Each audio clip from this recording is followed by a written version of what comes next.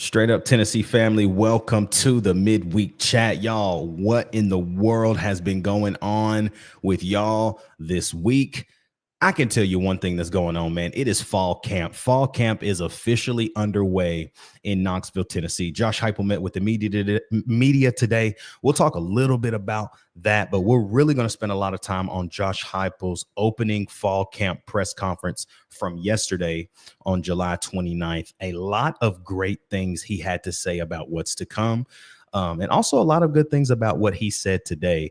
A lot of our young freshmen met with the media: Ty Redmond, Isaiah Campbell, Ethan Utley, just to name a few of those guys who met with the media today.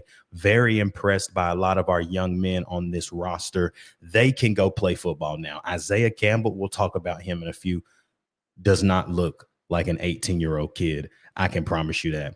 But also, you already know what we have to talk about, the practice one highlights. What did we see? What have we heard through the grapevine from all of our inside guys that know a little bit more, let me say a whole lot more than we do, and we just get to reap the benefits and share them with you guys. So we can't wait to dive in tonight. I got C2 and I got Dylan. You already know what it is, man. It's Straight Up Tennessee, baby. Welcome to the midweek chat. Fall camp, y'all. Let's get it. Tennessee's the program to keep an eye on. If you want to know which program that's not currently at the head table of college football, it's Tennessee. Now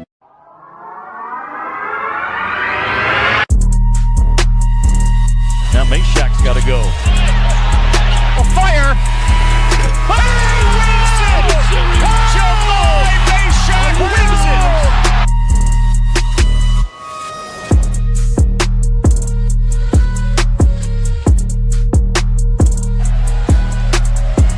A strike, Burton needs a bolt.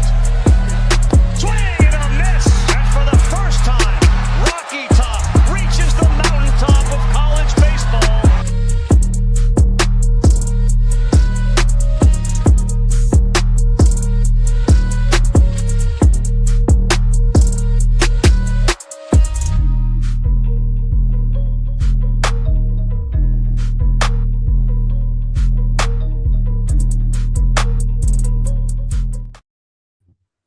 Boys, y'all know who y'all know how I am. Like, I don't like to be like super professional about this. So one thing I just thought about after the intro was how bad would that have aged with the Boo Carter scene if he would have left? I was just looking at the video like, bro, that Boo Carter scene is so hard, but how I literally would have had to recreate the whole intro had he left, bro. Especially with him tapping the "I will give my all for Tennessee."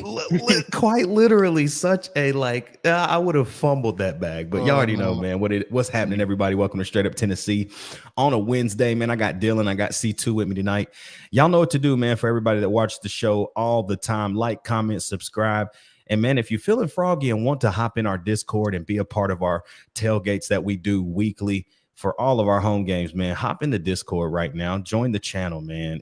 I'm telling y'all right now, we're getting a lot of information thrown in there daily. Some things are earlier than some of our big media outlets like VolQuest, Go Vols 247. And we get some of that information, I mean, sometimes hours before they release on their platforms. And so if you guys want to hop in, you want to know, you want to be in the know, let us know, man, and just join the channel. It's very simple. You'll hear us throughout tonight. Literally, we'll be like, y'all would have known this if you joined the channel, because there's just so many things that go on in there daily. But yeah, man, I'll tell y'all this right now. On a Wednesday, we are officially 30 days out, y'all. Oh, that's beautiful. 30 days from kickoff. Like, how does that? Obviously, we're all excited because fall camp started today. We've got a lot to get through tonight. As far as Josh Heupel's press conference from yesterday, kind of some notes of what he said today, and then just what excites us about practice one. The body transformations are just wow. But how are you guys feeling today on a Wednesday? Obviously, fall camp, you're 30 days away from kickoff in Atlanta. It's only up from here, right? Gotta be. For sure. Only way is up.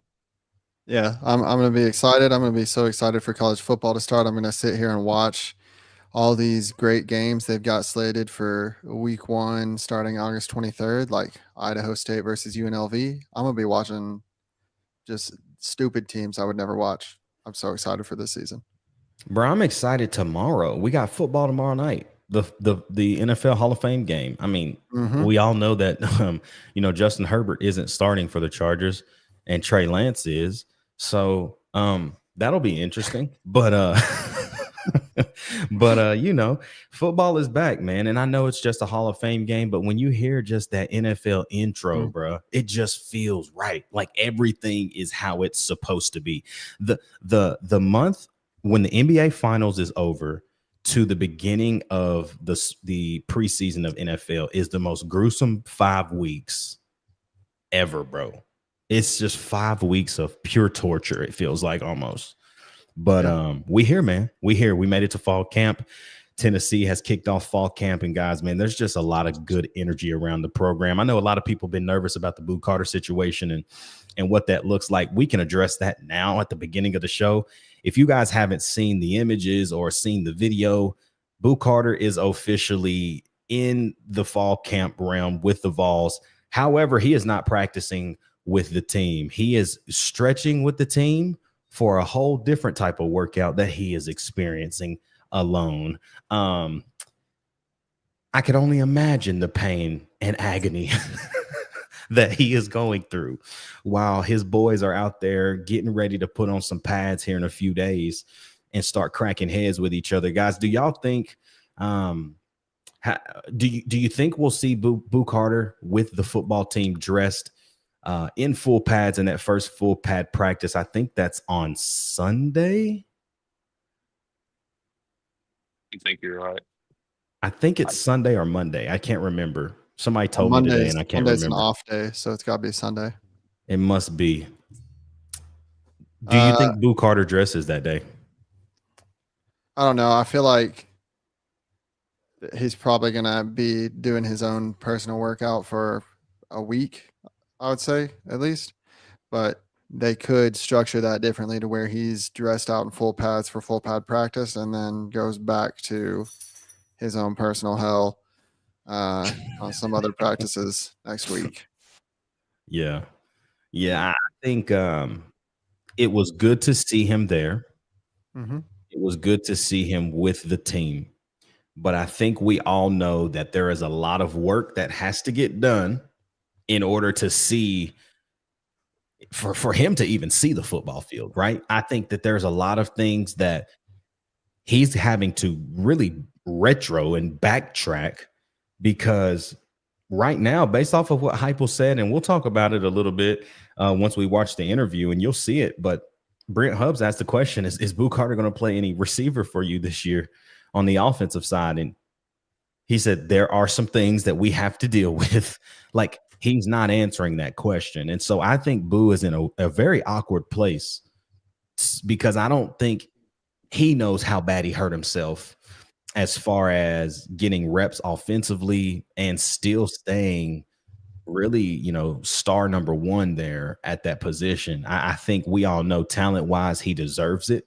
But as far as the accountability and character portion, that has to be earned back a little bit. And I think it will. I just wonder how long is that leash now for Heupel, right? Like how long does this connected but disconnected to the team phase last? That's where I'm at. So For sure. Just to go off that, you got to think back at how much drama the locker room and the coaching staff has put up with this offseason and just how much that they've completely flipped from what they have been at the start of the offseason. Because they've shown a history that they will work with guys. They'll try to match whatever they'll get in the transfer portal, try to get them back. But as the season or as the offseason has progressed, you've seen us cut ties with Nico. You've seen us cut ties with Jack Thomas. You've seen us cut ties with so many other guys that transferred out that could have stayed. And then you come down to the Boo Carter situation, and inevitably he does end up staying. But anybody that's paying attention to practice knows that he is not having fun right now. So It's kind of crazy to see how that changed. Quickly too, right? Like the dynamic of how involved he would have been versus what's happening right now, right? I think Mm-hmm. he has a long road to getting back to being in with good standing, really, with the team. Yeah. And then you got to just earn that keep again. And I think he will. But I think that it is a long road ahead for him. But I would agree, especially based on some of the comments that Tim Banks made yesterday in his part of the press conference, where he was asked about different guys starting in the Star, and he didn't seem shy at all about saying the different people they've tried and people they thought looked good. And then when asked about like leaders of the team, that would be, before all this happened, Boo was one of the guys I would have wanted to see listed in that leaders of the team, but he's just not right now because of everything that's gone on. I know I kind of was pretty hard on him last show. I think, honestly, I think it was deserved. But if he's willing to put in the insane amount of work, I'm sure he's going to have to put in to get himself back in the good graces of his teammates. Then, I'm all the time, so I'll pull for him just like I'll pull for any of the rest of them. I was just excited to see a lot today. And again, what a lot of people don't realize, I guess, when Rocky Top Insider, VolQuest, they put out this quick practice highlight video daily for the practices that they're actually invited to. They're only there, guys, for like 10 minutes max. So like they're not even experiencing team periods, 7-on-7. Like they're not seeing any of those things. So when you hear a lot of things from the outside about how guys look, take it with a grain of salt, unless you are hearing it from channels like Talking Vols, channels like Blue Chip Breakdown, channels like ours, even take what we say sometimes with a grain of salt, because we're just hearing it through the grapevine. But a lot of those guys like Boogie, Blue Chip, even us, we have some insider folks that kind of spill some news to us every now and then. We can't get it all, obviously, because we're not a media outlet. We just homies, friends, fans of the Vols. But there are a lot of good things that we heard today. Number one being that the quarterback battle is exactly what we probably figured would have looked like for the first couple of days, right? The news out of camp today, as far as the quarterback battle, is simply this: Jake Merklinger looked like he's been there before, and Joey Aguilar looked a little lost. Not necessarily lost in the sense of he has no idea how to play quarterback, but pretty much lost at how we practice and getting into a flow early. Heard that he hit a couple of really good balls in 7-on-7, hit a deep ball to Miles Kisselman across the middle, but then also had a tutty to Mike Matthews. That's Joey. But overall, Jake Merklinger was the guy that looked the sharpest, the cleanest, and really the most like, I've been here before. Does that surprise y'all at all? Because for me, it doesn't. It should. He should look that way. Like, Jake's been in the system for a year. He should know the playbook. He should know the practice reps. He should know the team groups. He should know the individual groups. This has nothing to do with me. The thing where I think this battle is going to separate is when we put the pads on and we go in 11-on-11 team periods. That is when we going to see, when the lights come on, which one is a dog and which one is a puppy. That's just the way I explain it. Does it surprise you hearing that today, that Joey wasn't as clean, but Jake was, as far as in the battle sorts of things, Jake was cleaner than Joey on day one? Does that surprise y'all? No, not in the slightest. I mean, Joey Halsell talked about it in his part of the press conference yesterday too, that a lot of people think you can just take a quarterback and because they've played before, you can just plug them in and go. But that's not really the way it works, especially when you're coming from a different system. It's not like UT plays just like pro style football, right? Where you can transfer from one pro style school to another pro style school. We've got our own unique scheme, our own unique everything that we do. So it's going to be hard to just come in day one and be perfect. I think the more interesting time to look at the QB battle, which I'm glad there is a close QB battle right now. I think that's only going to work out in our favor. But 2 weeks from now, who's looking the best is what I think will be a bit more interesting. What you think, Sure. Dale? Yeah, you also got to keep in mind that while Joey is learning all the new uh, verbalisms and call outs or whatever you want to call it, but this is his first time in a veer and shoot offense. He came from a spread offense at Death Valley State, a spread offense at App State, a spread offense at UCLA. So now not only is he learning how to operate in the veer and shoot, he's also learning how to take more steps from shotgun and everything in between. So you just got to give Joey a second. He will come along eventually. We don't know if that's in a week, 2 weeks, or it could be a month. And Jake starts versus Syracuse, but Joey has the keys halfway through the season. Who really knows? But by all accounts that I've heard, I feel like Joey's going to be the guy. Ruck It Up Barbecue on YouTube says, how do you guys think the young wide receivers will plug into the rotation? I think here's what I can say now. I think when you say the young guys, you have to kind of categorize this into two groups because our receivers are young as a whole. So like, I know what you're asking, but I think when you're talking about Travis Smith and Radarius Jackson, I think you even have another layer that you have to separate, right? I think Travis Smith and Radarius Jackson, those two are going to contribute. But I don't know about Joaquin Dotson. I don't know about Amari Jefferson even because of the injuries, right? So I think they're in another group of young guys that just aren't necessarily that ready.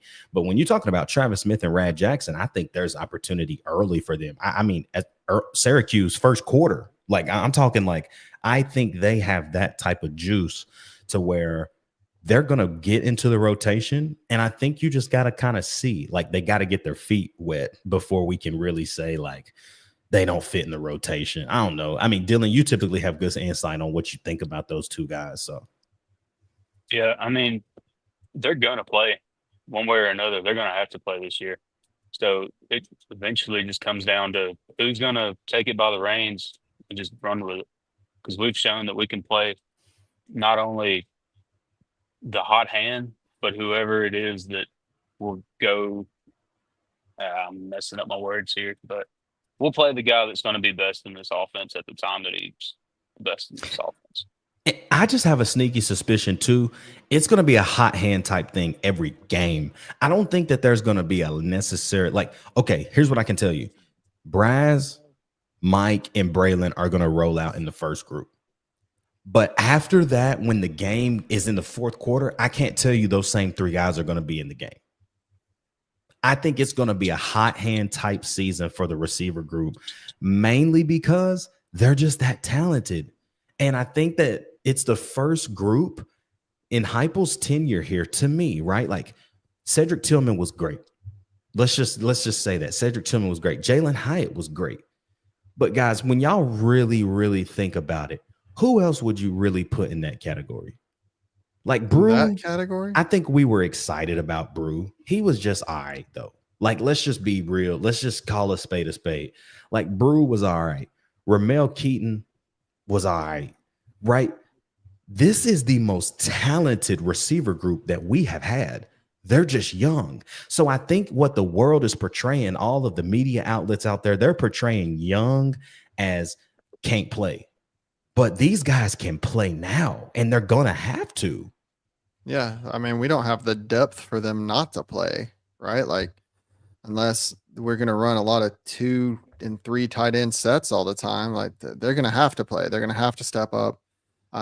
Personally, I kind of hope that people keep that view of them being young and not being able to play through the Georgia game at least.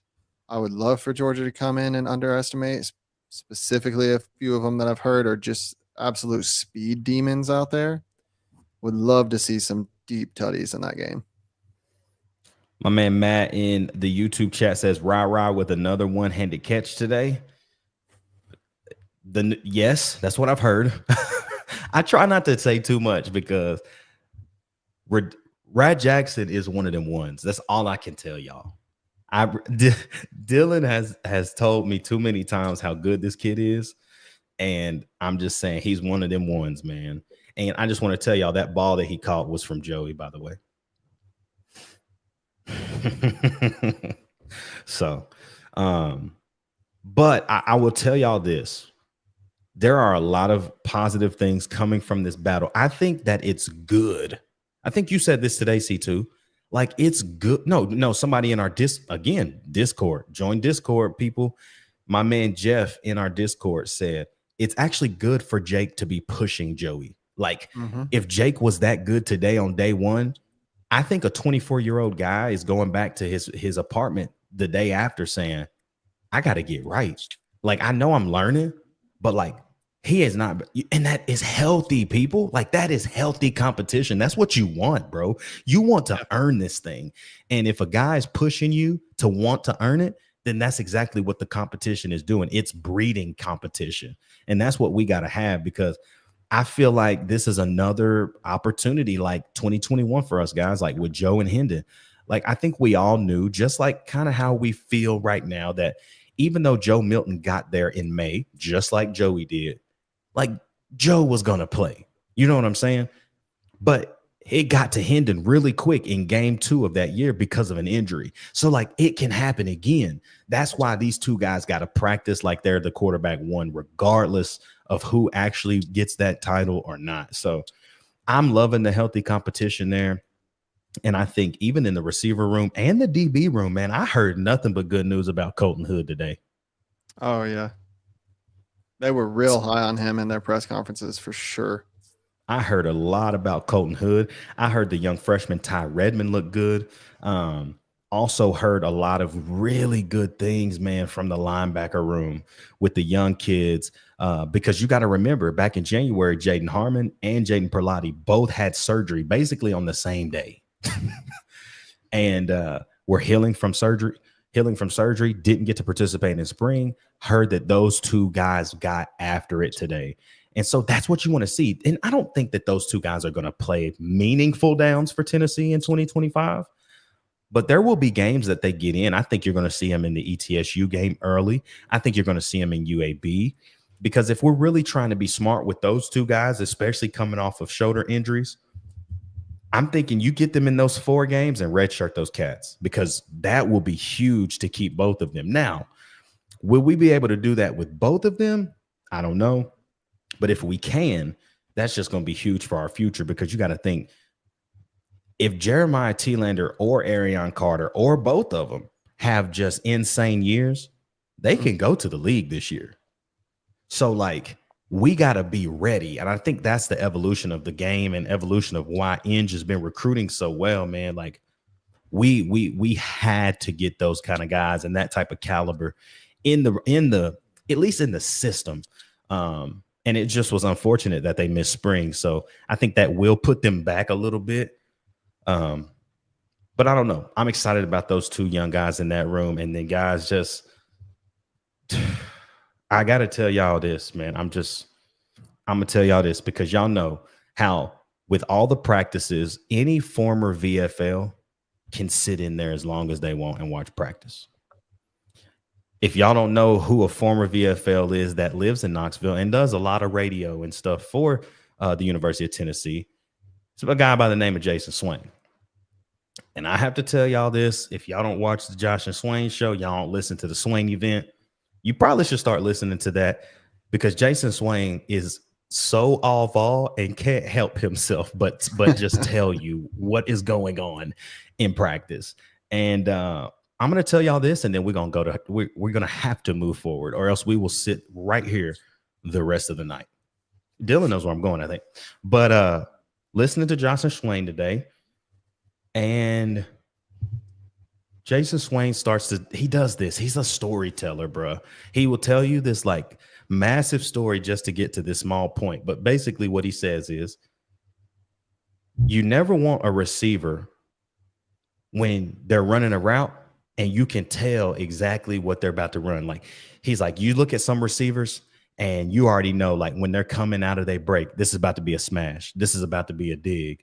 This is about to be a comeback. This is a go. Like, you can just tell in the fluidity of their route that this is about to be exactly what it is. And he's like, and that's been our problem. He was like, that's been our entire problem the last 2 years with our receivers not getting that open, is because it's easy to tell what they're about to run. Folks, he said, I did not see that from Braylon Staley today. He said, I'm watching Braylon Staley run routes, and I'm like, oh, I had no idea that was a dig route. Just he was so fluid and just smooth in his route running. He said he hadn't seen route running like that since a guy by the name of Velus Jones. And if y'all remember, Velus was open a whole lot in 2021. Yeah. Caught a whole lot of touchdowns. So y'all take that how you will. But Braylon Staley is a name and a guy y'all need to look out to. Let's see what the chat's talking about. Matt says, yep, competition. Travis Smith losing sleep tonight. Oh, he getting ready. Yep. Brent Rains, what's up, Brent? Says straight up family. What's up, Brent? Matt, love Swain. Yeah, man. I love Jason Swain because he can't help himself. He genuinely can't help himself. He's like, he's cheesing ear to ear when he's talking about this too.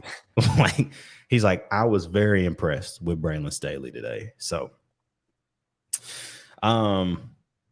let's talk a little bit about Heupel's presser today, but we'll spend the rest of the time on yesterday because there's just so much he talked about yesterday. And in Heupel fashion, once camp starts, you know, yesterday's presser was like 25 minutes. Today's was all of 9 minutes. So like he's flying through this. But I did want to answer this one question or read this one specific piece.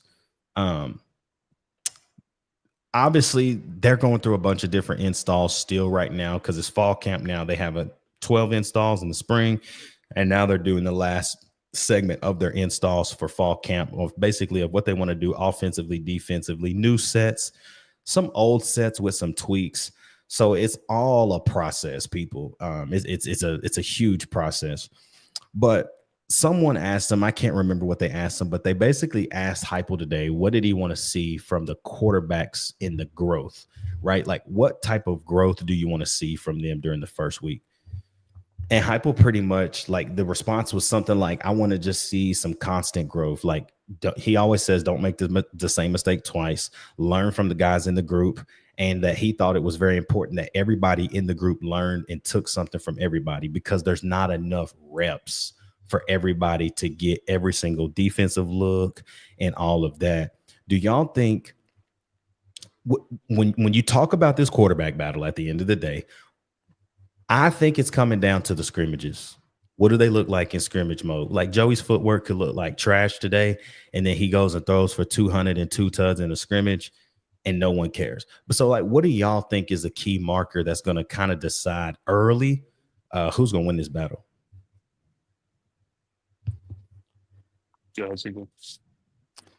I would agree with you. I think it would be the scrimmages. I think back to last year, and it's been brought up a few times since on how excited everyone got over how good Nico looked in 7-on-7s.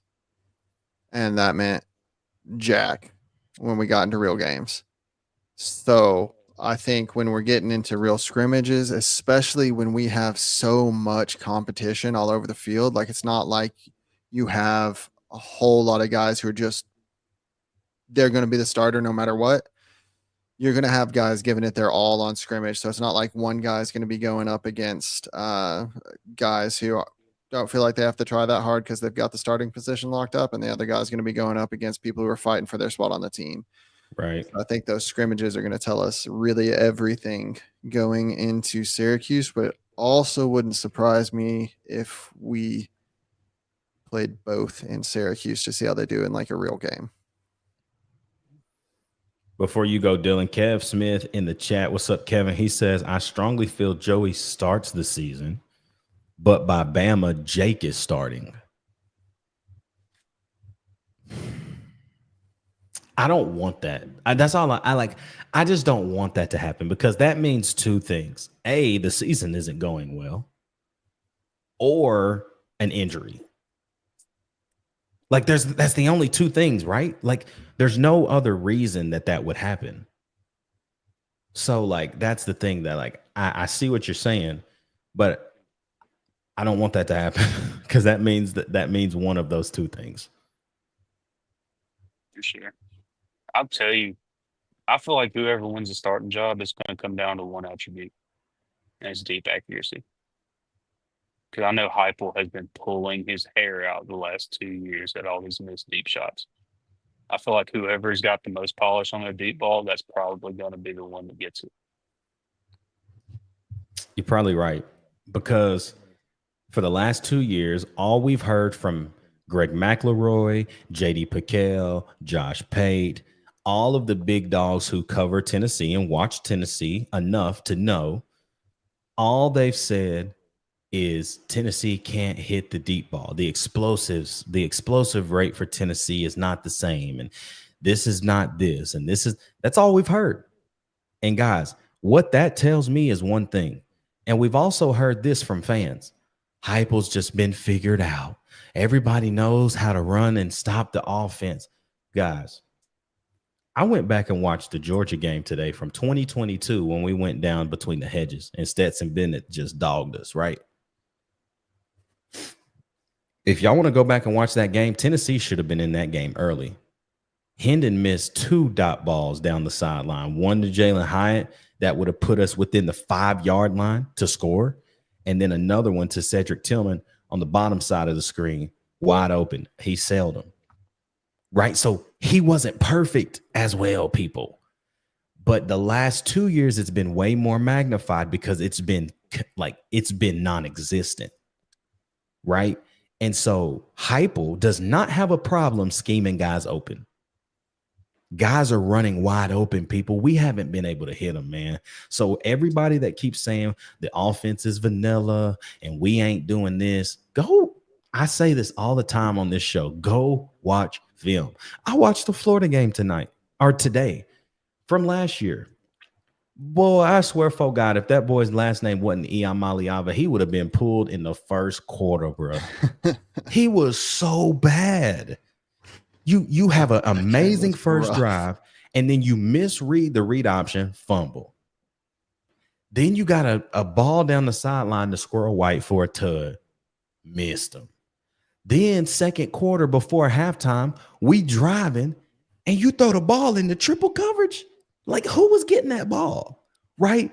So if we're comparing Jake Merklinger and Joey Aguilar to that film, people, come on, man. Matt in the chat says our offense is morphing into something a little different this year. Heupel is too smart not to adapt. Yeah, there are a lot of new things. I can't say yet, but I do know a couple of things that have kind of been some wrinkles in the system that has changed. Kevin Smith in the chat as well on YouTube says, I feel like they will rotate until 3 stand out, and then they will be primary. Rotating will not last. Unpack that. What you mean? I think he's talking about receivers, but I'm not sure. Oh, okay. I feel like they'll rotate until 3 stand out. Yeah, and then they will be primary. Yeah. I don't know, man. I don't know. I think we've rotated a lot the last few years due to injury, due to people not playing well. I think that's what Kelsey Pope wants to do. I think Kelsey Pope really does want to rotate guys and keep us fresh as we possibly can. What was my guy's name that started with us in 2021? He's at the Saints now. Wide receiver coach. Cody Burns. Cody Burns did not want to rotate. Yeah. He's actually head coach at Kennesaw State right now. Oh, so he's at the Kennesaw State. Shout out to Cody Burns, man. Dang, man, what a 4-year transformation for him. That's wild. You're receiver coach for 2 years at Tennessee, and then boom, outie. Wow, that's dope. So, guys, let's dive into Heupel's press conference. Go ahead. Oh, I was going to say, going back to what you were talking about with the offense, I think last year especially we got bit by 2 things, and one was the inaccuracy at the quarterback. The other one was drops. I think if even one of those got fixed last year, we would have won a game, maybe 2 games that we didn't win. I agree. I agree with you. Guys, we do not own this video. This is a Rocky Top Insider video, also via Tennessee Athletics. So we just wanted to make sure to put that at the forefront. But we are going to watch this together. We'll pause it here and there because there is a lot in this press conference.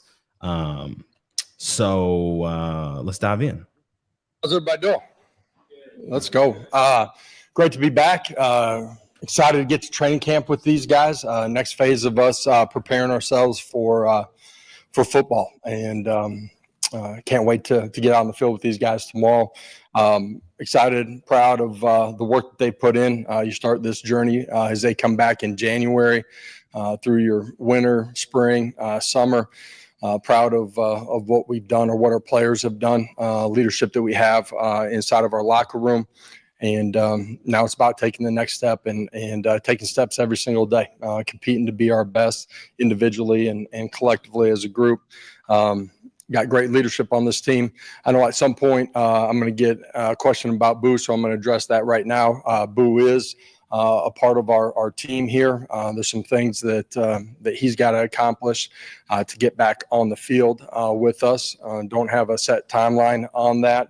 Our leadership council has been a part of those things, those discussions with me and with Boo. I'm proud of what they've done. They care and love Boo, and Shout out. Ads are awesome, be his best too, and through this, I think Boo sees that as well. And at the end of the day, us collectively continuing to grow here through the course of training camp. I will be the one that will take questions on Boo, and that's today and here throughout the beginning part of training camp as well. But proud of how our team has handled those things, and ultimately we'll handle those things internally. I'm not going to get into details on everything. So excited to roll. You guys are going to get a chance to hear from some of our staff and players today, but everybody in the building is ready to go for tomorrow. So with that, let's open it up. So what do y'all think? Like, he's so pissed off about the whole situation, bro. Like, you can see it in his face. Like, I don't really want to talk about this, but man, I am pissed off. And so if y'all ask me about it, I'm going to act pissed off. You know what I mean? Like, he just makes me laugh sometimes because he's like, I'm handling all questions with Boo. And if y'all noticed yesterday when he did that, they didn't ask the players. They didn't ask nobody else about Boo Carter because Heupel set the table and was like, hey, dog, if you ask him about Boo, talk to me.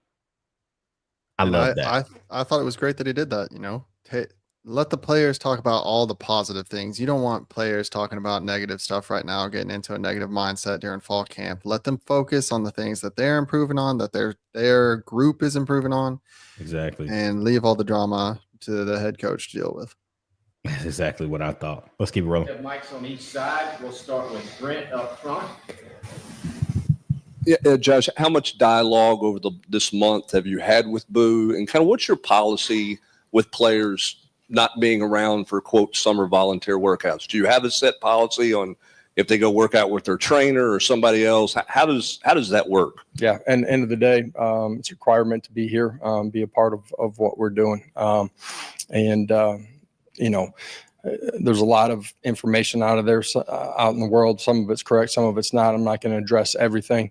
Over the last week, we're disappointed with how some things were handled. At the end of the day, you have a conversation. What does it look like moving forward? And that's all parties. That's our leadership council, Boo, and our staff. And so it's not about what yesterday was. It's about today, and we'll see as we continue to progress where that leads us. So have you talked to him before today? Yes, I had. So you've been in contact with him the last week or so? Parts of it, yes. I'm not saying every day, but yes.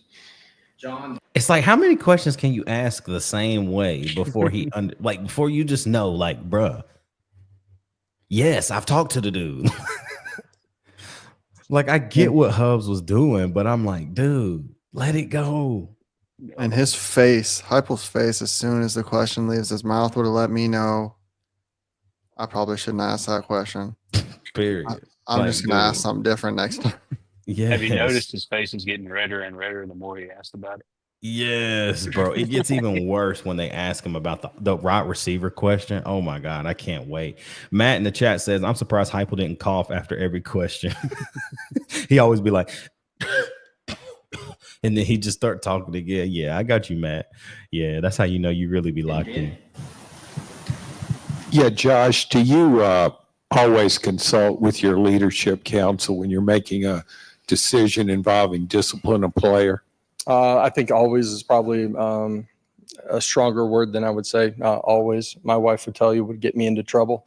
But I think each situation is unique. And I think, in leadership, it's important that you step back and, try to look at it from different angles as well. Ultimately, in this case, we had, conversations with multiple parties. So you could say, What does that mean?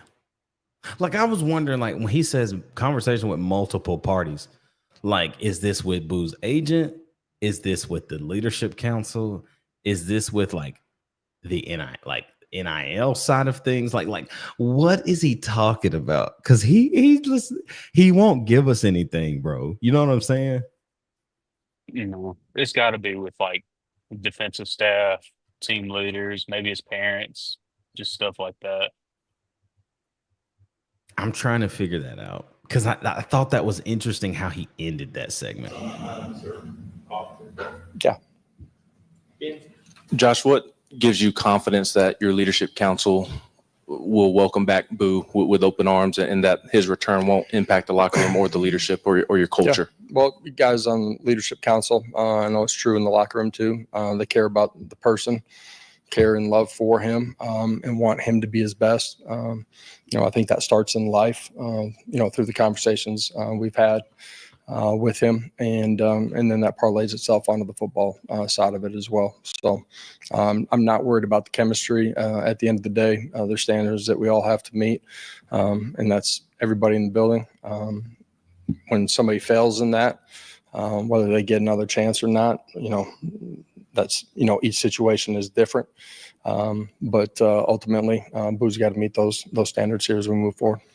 Elliot and Carlos. What's one thing you want to see out of your team in this fall camp heading into week 1 in Atlanta and then an SEC looming game up ahead first? Yeah. I'm not sure how many days it is until kickoff, but it's going to approach fast.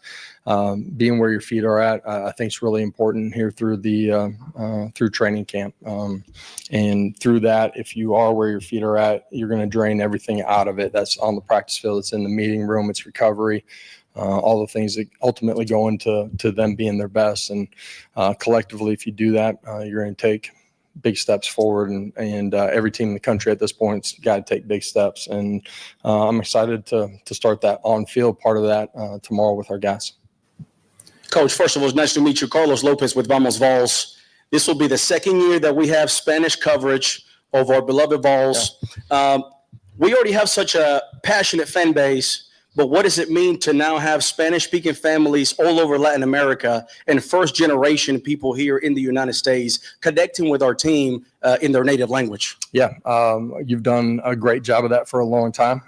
But I think it's an opportunity for us to continue to build our brand and to continue to expand our reach as an entire athletic program, and then certainly on the football side of it this fall too. So excited that we have an opportunity to do that.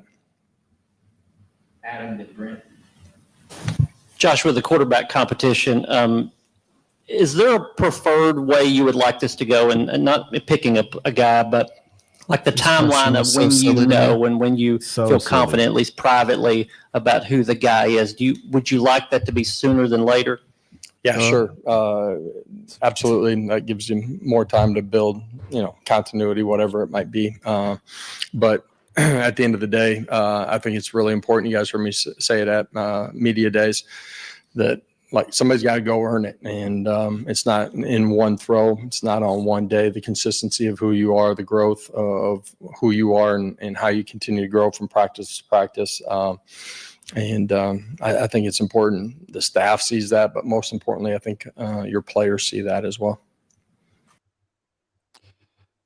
So part of that earlier, like the first question that we watched that we can't really go into detail on, but cracks me up is the welcoming him back with open arms part. Yeah. If you know things, you know things, but that one got me chuckling a little bit at work today. Well, see, the thing about this one, the question that was just asked, I just felt like it was kind of like, listen, of course, he would like to have the starter today, but that's just not where we are. I also think this, man. I don't know what y'all think about this, but I have a sneaky suspicion. I was actually talking to Turner about this today. I was like, he was like, man, we know how Heupel is, man. Like he keeps everything close to his chest and yada yada. Like he's not going to let us know maybe until that Saturday morning, like who's going to start. And I'm like, I think in this competition that doesn't make sense. And here's why. You don't have film on either one of these guys in this system. So why does it matter? Like, dude, if you know the starter in 2 weeks, freaking name him. Like, name the guy so that the team can get locked in, so that the running backs can get used to that mesh point, so that the center can get used to this quarterback's cadence. You see what I'm like? All of that matters. And so I'm like, I don't think in this type of competition that it matters because these two guys, one played a ton of football, another played literally 9 plays, right? Like, there's not enough out there to even matter.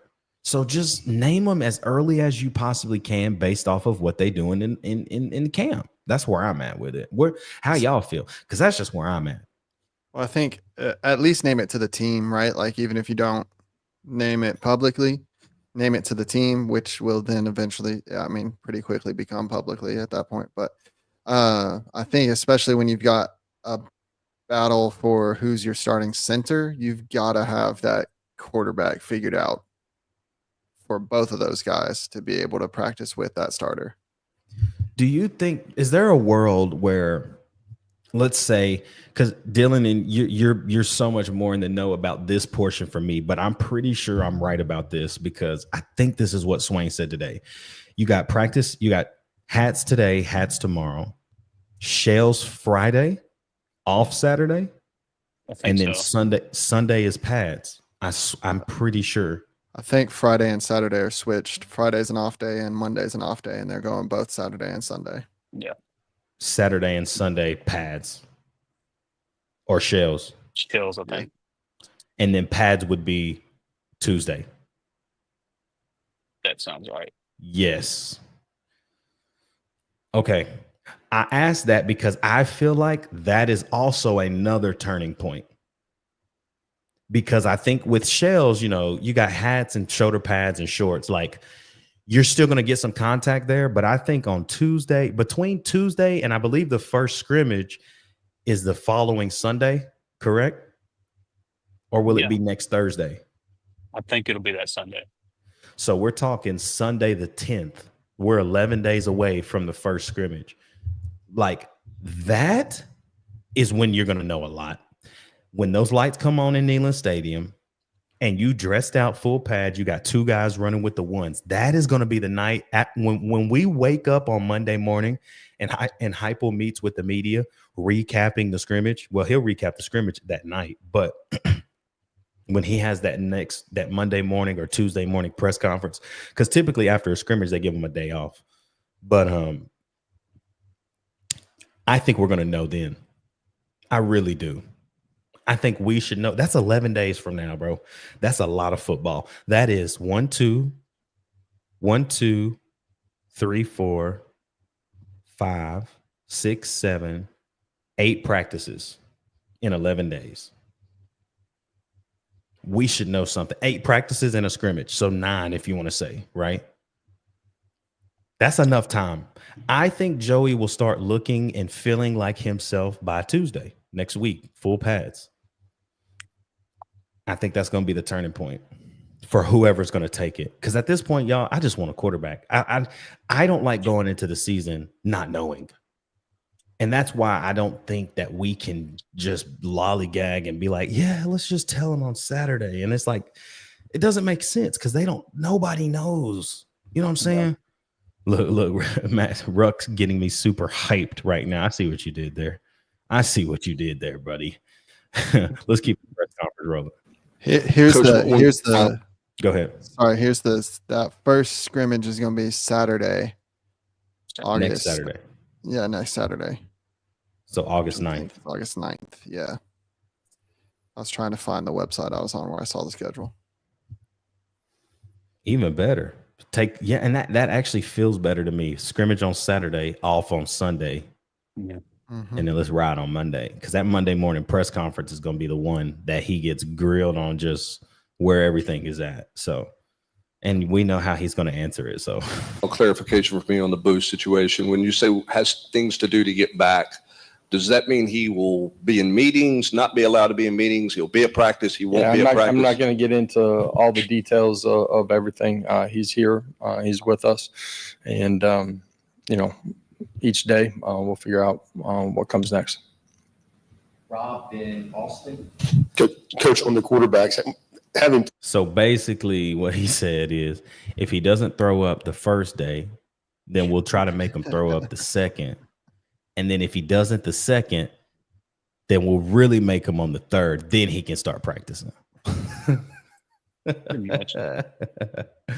This is a great quarterback from Rob Patrick on the quarterbacks. play to position yourself. How much does that inform how you handle a competition where it's kind of wide open? I mean, being transparent with your guys. How much do you value that? I think the communication side of it, it impacts it a great deal, whether that's, me as a player going through different quarterback battles and, at different stages of my career having quarterback battles, but the playing experience, the transparency of it, communicating together with all of those guys, when they got back in the summer,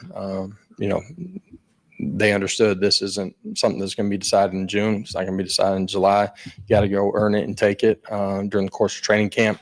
Everything that you do is a part of who you are as a player, but also how you're impacting and ultimately making the 10 guys around you better too. And, as we go through training camp, those conversations will be had with, collectively the group as well, so that they can see that it's transparent, it's real, and there's no misinformation. I think that's really authentic too. Like, I don't think that he's just saying that. I feel like he's really having these conversations with the entire group so that everybody knows this is where you guys are. And I think that that's healthy, bro, because if one guy does get beat out, you know exactly why. You know what I mean? Mm-hmm. Like, that's the thing about that specific piece that I love so much, because I'm like, it would be weird to name a guy and he knows and then no one else in the room does until like a certain amount of time. And so I just think it's healthy, and I think it's great because he's saying the continuity even is an important piece, because it's like if the team can't trust you, then like it is what it is. Yeah. I love that. So Josh, when was the last time you had a quarterback competition and a center competition going on at the same time? Because those two people start with the ball in their hands to start every play. So when was the last time you kind of had that? And when you've had a quarterback competition, as an old quarterback yourself, not to say these guys are adversarial, but do you kind of like them to not be super chummy and to have a competitiveness there between the two? I think it's important that they're competitive. Pause. This one I need the Jeopardy music. You need to get ad block. Competitive. Dude, I don't want to. You gonna pay for YouTube Premium? You gonna pay for it? We get 15 more members, we can get it. That's right. That's all we need.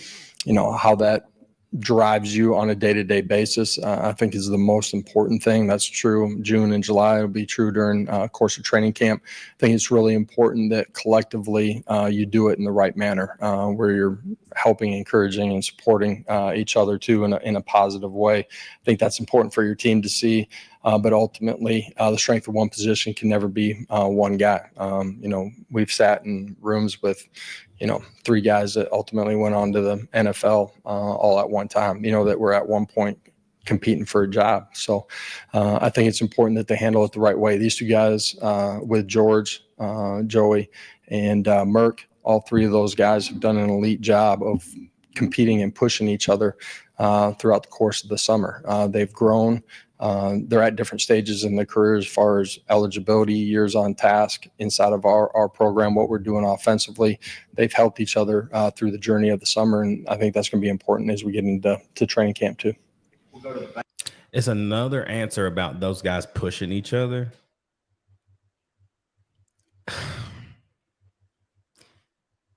Heupel has valued experience every time except for the Joe Milton and Hendon Hooker battle. That's what kind of makes me think like Jake really does have just as good a chance as Joey to take the job. But I don't know, man. When I look at the two guys, like I don't know. Lance Hurd said in his interview, like Jake is a leader. Like it seems like he was born a leader. And I'm like, I don't see that. In the way he talks to the media, like, I'm like, I don't feel leader at all from this dude. And I don't know. It could just be me. Could be different when he's on the field than when he's, standing in front of a bunch of lights and cameras, talking. I know, but like, everything. but like, I hear you. I do hear you. Trust me, I hear you. But like, dude, there's got to be some type of charisma. Like, you can't play the quarterback position and have no charisma. Right. So like, check this out. Check this out. This is exactly what's happening. My man, this is my man, Jeff, right here. He says, Merck has the experience in the system and Joey has the experience overall. I think it's a closer battle going in than we may think. I would agree with that. I understood what he was getting at with this question, but I also thought it was a little bit of a weird question considering the most notable quarterback battle we've had under Heupel was Joe and Hendon. And those two guys were best friends. They were roommates. They remained that way through their entire time here. So yeah, I think we all know Heupel doesn't really have a problem with quarterbacks who are in a battle together, being chummy, quote unquote, but also pushing each other. Like as long as you are still showing up competitively, like there's not an issue. And I will say this about Joey. Joey has been overlooked his whole life in football. So if Jake does get the job, this doesn't faze him at all. Because if y'all don't know the story of what happened at App State, you would have never known who Joey Aguilar even was. Because in 2023, he wasn't even named the starter of that team. The guy got hurt in the first game and Joey came in and took the job. So if Jake were to come in and something goes terribly wrong, you got to think Joey's like, this is exactly where I do my thing. Right? So like, that's why I don't really care, man. Like strap him up. Whoever's the best guy, let's roll him out there. But I do somehow, there's something about the leadership qualities of a fifth year guy who's been through the grind that just, you can't teach that. You can't teach that. And like Jake just doesn't have that on him. And Lance Hurd might say that, like, man, you'd have thought he was born a leader. I'm like, Lance, that might just be your boy. You know what I mean? Like, and that's cool if that's your boy. My man Brady said, let Joey go out there and let it fly. I can live with a couple more picks as long as we're winning games. My guy Blue Chip Breakdown. Y'all know what? I'm gonna stop the interview because now we just talking. But my guy Blue Chip Breakdown says something wild. And I was like, you know what? You might be right. He says, I can see, somebody asked him, basically was like, yo, what do you think Joey's stat line would be? He was like, I'm thinking something like 33 touchdowns and like 8 or 9 picks. And I'm like, I can live with that. You want me to tell you why? Because we ain't thrown for 30 touchdowns in 2 years. We were nowhere close last year. Right? My man Jeff in the chat says, I think Merck will be more locked in now than when Nico was here. Our best option, in my opinion, is for Joey to win it, but Merck push him hard on the way. Here's the fact. And Dylan, you tell me this if you think I'm tripping or if I'm falling off, if I'm really tripping about this. If Merck doesn't win the job this year, he's transferring in the December portal, correct? No, you're spot on. Because next year it's either going to be George or Faison. I mean, period. Yeah. And then we'll go get a guy. Like we'll bring in a guy For sure. from the portal you got to have another guy. But it'll be a Gaston Moore con. It won't be a potential starter. Yeah, like if Jake doesn't win it now, he's out. He's got to be. If he wants to play college football somewhere, he's out. You know what I'm saying? So like that's where I think he's got a chip on his shoulder to win it, because I think he said in his presser, like, he loves Tennessee. He loves being at Tennessee. And I think that's everybody that goes there. Like, you can't tell me that you can go to Tennessee and that you don't like being there. Like, you're lying, right? Like, you've seen what it's like to have 101,915 fans screaming at you, running through the T, right? Like, you've experienced that, and you're not going to get that anywhere else, especially because y'all can't transfer to a SEC school. So like, where you going? You going to be like Walker Merrill and go to Wake Forest? Like, holla. And for the people who have been in the comments talking about how Tennessee has a culture problem because of this, because of that, because we're the only school that this happens to, even though, you know, Georgia's starting quarterback left for Miami and a whole bunch of other people left to go other places. Boo wouldn't have come back to run himself to death if the culture problem was as bad as y'all are making it out to be. I somewhat agree with you, because I think if he really didn't want to be here, he would have sat out the year. He really would have. I really think so. And I think his new representation is wild enough to let him do that too. For sure. I do. I really do. We could talk about the quarterback battle for days. We're going to know a lot this time next week on the battle, because again, they'll be in pads, they'll be in shells this weekend, and then they get in full pads next week early. I think we're going to start to see it kind of disperse. I genuinely think Heupel wants to name a guy early. I really do, because I don't think that he feels like he can go into game week and not have a guy. Like, that can't happen, because then you really have to tailor all of these installs into what we want to run with this guy. You know what I mean? And so I'm anxious to see kind of how the battle, how it hits a point and it turns into like, all right, this guy's taking 20% more of the first team reps. Now this guy's at, you know what I mean? Like, somebody's getting 70%, somebody's getting 20, and the other guy's getting 10. Like, that's how I want to start to see it shake up sooner rather than later as a fan. Question in the chat, y'all, and then we'll wrap up after this. If Heupel had his pick, who do you think he would rather take it and win it in a perfect world?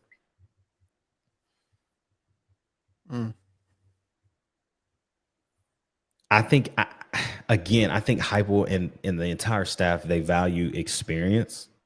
So I think that he would say Joey. And I think that's why Joe Milton in 2021 played. But I think Heupel now, as a head coach, now this is his 8th season in being a head coach somewhere.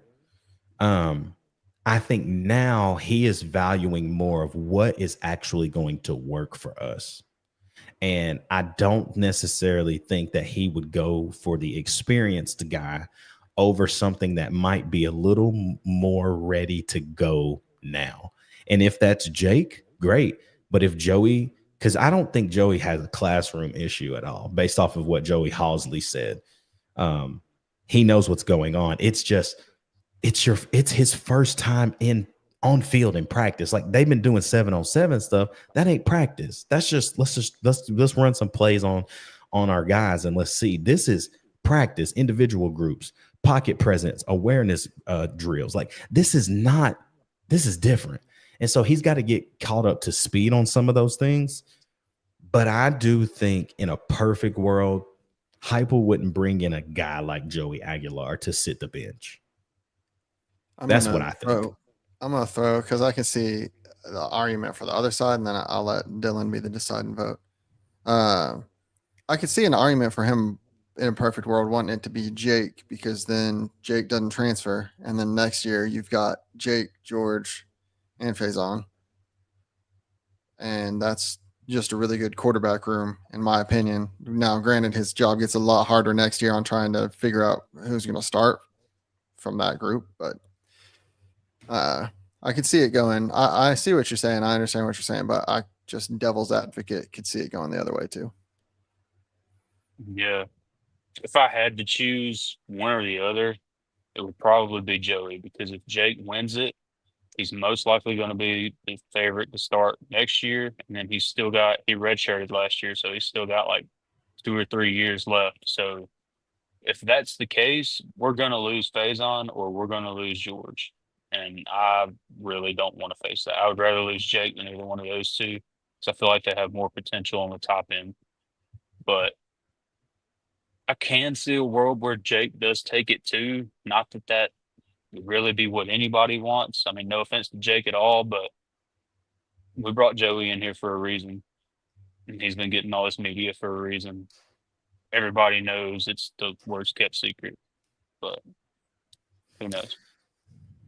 I think the media told you all that you needed to know about the battle based off of how long they interviewed somebody and how long they interviewed somebody else. Joey Aguilar's media availability session was 22 minutes. Jake Merklinger's was 6 minutes and 21 seconds. No one's interested. And that's a lot of fuel for Jake. But I think it's a lot of fuel for Joey too, because now he's just got to know what's going on. I think in 2 days, Joey's going to be fine in understanding what's going on, because you get a couple practices under you, then it's just football. You know what I mean? It's just football at that point.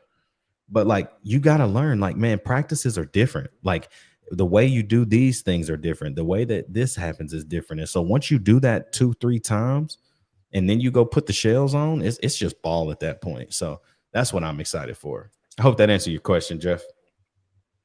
But y'all, man, thank you for tapping in with us on the midweek chat. Y'all, we'll be back live on Sunday.